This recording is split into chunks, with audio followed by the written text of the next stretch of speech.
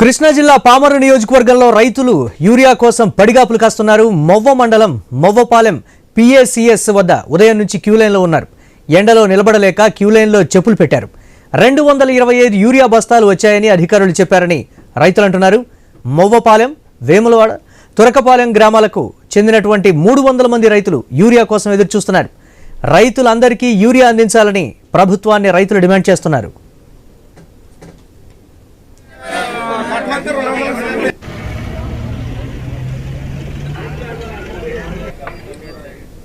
వచ్చేసి నెల రోజుల నుంచి ఏరియా వస్తుంది అంటున్నారు, కానీ మా పిఎస్కి ఇప్పుడు వరకు రాలా. రాత్రి 225 కట్టలు వచ్చినాయి అంట. ఇప్పుడు దగ్గర 600 మంది లైన్లో నుంచున్నారు.